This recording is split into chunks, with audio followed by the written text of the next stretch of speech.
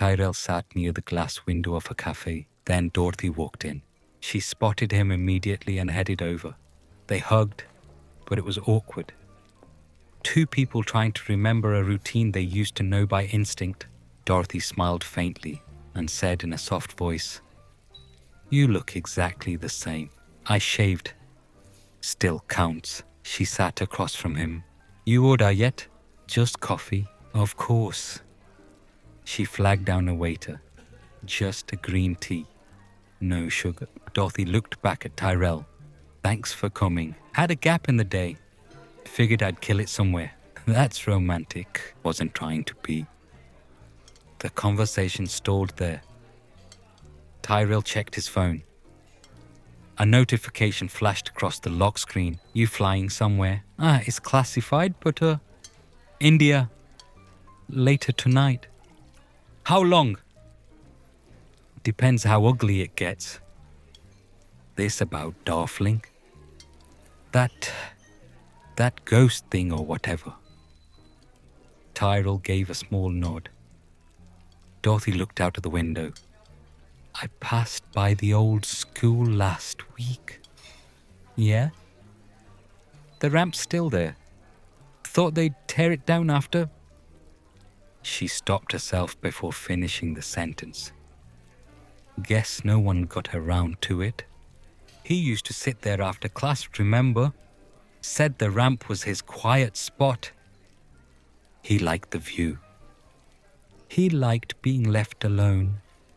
Same thing. Not to him. You ever think maybe he stopped waiting for you to notice?" "Don't start." "I'm not starting. I'm finishing what he couldn't say. He made a choice. Kids don't make choices like that, Ty. They just run out of places to hide." The waiter returned with her tea. She stirred it slowly. Those boys didn't stop, you know, even after the teachers handled it. They laughed at his shoes, his stutter, the way he carried that old lunchbox you thought was character building. "You think I set him up for that? To be a target?" "No. You set him up to toughen up. He tried, every day, till there wasn't anything left to toughen. You don't know what it's like coming home from a shift, hearing a kid cry over words. You tell him to stand up for himself because that's all anyone ever told you. And when standing up didn't work, then he should have told me." "He did. You just heard what you wanted to hear." Tyrell looked away. He wasn't weak, Ty. He was just tired. And the difference between those two is a father who listens. "You done?"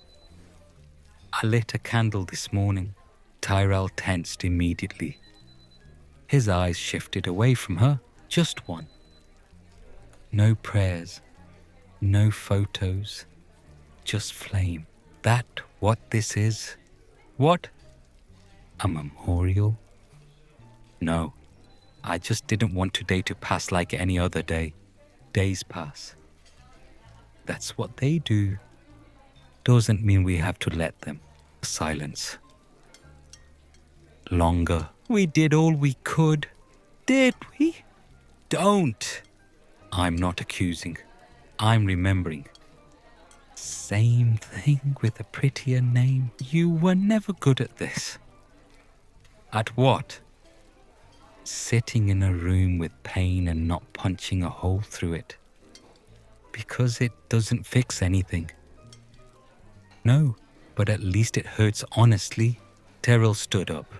Dorothy looked up at him quickly. Ty, you got what you needed.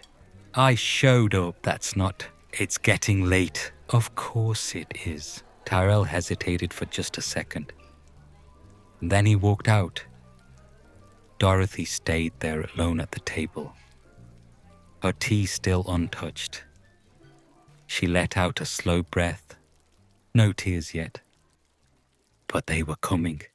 Tyrell sat by the window on the Air India flight, while the cabin stayed dim around him, staring at the screen for a second before opening his gallery. His thumb scrolled through the old videos until he found one. He tapped it. The footage opened shaky and grainy. A living room during the day. Home video quality. Dorothy's voice came from behind the camera. Okay. Ready? Go. Luke spun in a circle with his arms stretched out like wings. 9 years old. Small. Nervous. Severely autistic. His fingers curled tight while he turned. Then he lost balance and dropped onto the floor, laughing to himself. The phone camera moved toward the kitchen. Young Tyrell stood at the counter sorting receipts. He never looked up. Dorothy called him. Ty? Nothing. Just keyboard clicks. Ty, come on. Then softer now, talking to Luke again. Do it again, baby. Show it to your dada. Luke pushed himself back up and spun again. Faster this time. He stumbled sideways, laughing. Tyrell finally looked over. Just for a second. Then he went right back to work. On the plane, Tyrell watched the video without moving. No expression, no reaction. He locked the phone and lowered it into his lap. Outside the airplane window there was nothing except clouds, and darkness stretching forever beside the aircraft. He stared out at it quietly.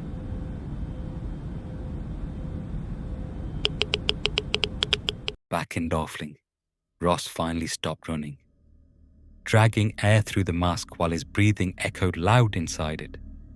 Nothing else moved, just an empty road and dead bodies around him. Then he heard it. Ross turned toward a narrow alley and saw someone standing there facing the wall. At first the figure barely moved. Then its forehead struck the wall. Slow, steady. Ross stared while his shoulders locked tight under the panic rising through him. The rhythm kept building. Ross stumbled backward fast, eyes wide behind the mask. Then he stopped. There was a woman standing in the middle of the street now. He's still, her back facing him. Ross turned sharply. Another woman stood behind him. The sound drilled deeper into his skull. Then suddenly, silence. The headbanging from the alley stopped completely. The figure was walking toward him now. Slow. At the same time, the women in the street started moving backward toward him in perfect sync, like mirrors closing in from both directions. Ross spun around between them, trapped in the center of the road with nowhere left to go.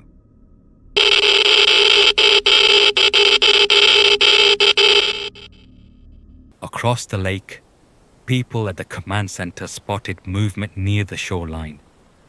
Brett raised binoculars. What he saw barely looked human anymore. Ross crawled weakly onto a wooden boat, barely able to hold himself upright. Brett shouted immediately, "Pull the boat!" Everyone around him scrambled into motion. Chains clanked while the boat got dragged toward shore. The moment the boat touched land, several men stepped forward. "Nobody touch him!" Brett yelled sharply. They froze. He needs to be quarantined.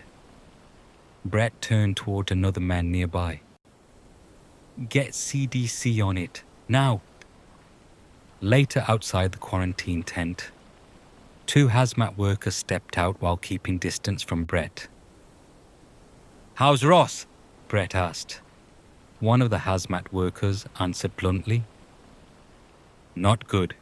If you want intel, you're running out of time." Brett suited up and stepped into the inner quarantine zone. Inside the tent sat a lead-lined isolation room. Ross lay on the bed inside it. At first glance, he barely looked alive. His skin had peeled apart in layers. White pus glossed over exposed flesh. His lips were gone. His eyelids too. He couldn't blink, couldn't scream. But he could still see. And the second Brett entered the room, Ross recognized him. "Sir," Ross whispered weakly. Brett's breathing broke for a second behind the mask.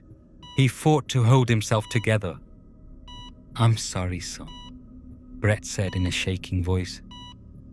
Ross tried to smile. The muscles failed halfway through.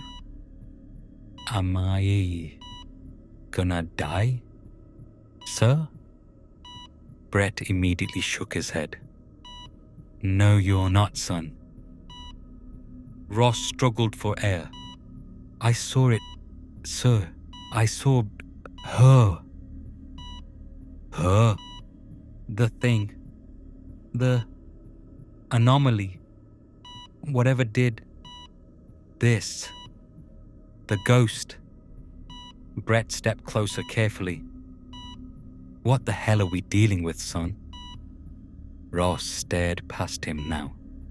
His throat rattled while he forced the words out. "It didn't have a face." He shuddered hard. "Not really. Not like us, but it looked at me, right through me, like it saw everything." His breathing turned wet, broken.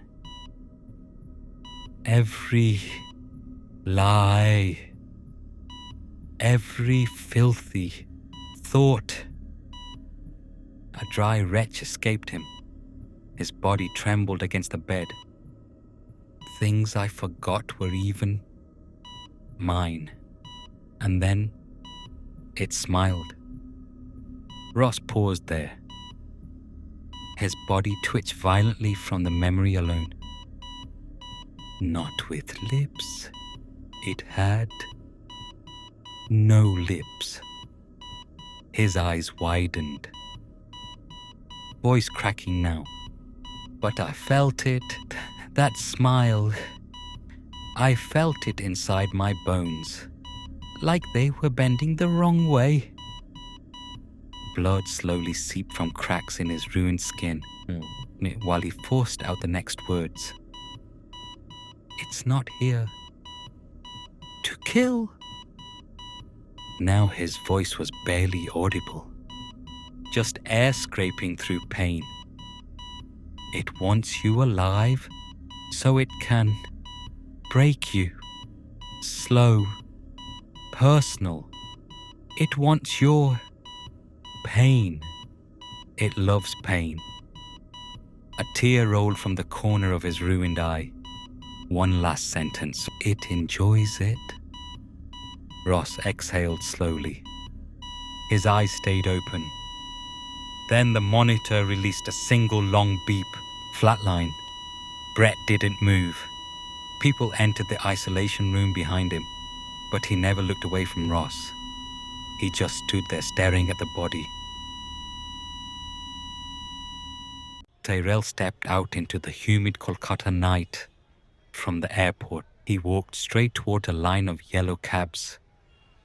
One of the drivers leaned out his window. Tyrell approached him, pulled a folded piece of paper from his pocket, and asked quietly if he knew the address. The driver looked at it for a few seconds, then gave a small nod. Tyrell climbed into the back seat without another word. The cab pulled away from the airport and merged into the city traffic. Tyrell just sat there staring out the window. The deeper they drove, the quieter the city became. The cab finally turned into a narrow alley where the pavement disappeared completely. Mud replaced the road. A couple of tiny stalls still glowed under weak flickering bulbs. The cab rolled slowly through puddles before stopping in front of a battered old house that looked like it had been rotting for years. Tyrell stared at it for a moment. Then he pulled cash from his wallet and handed it to the driver. The cab drove away behind him. Tyrell walked up to the front door, stood there for a second, then finally raised his hand and knocked.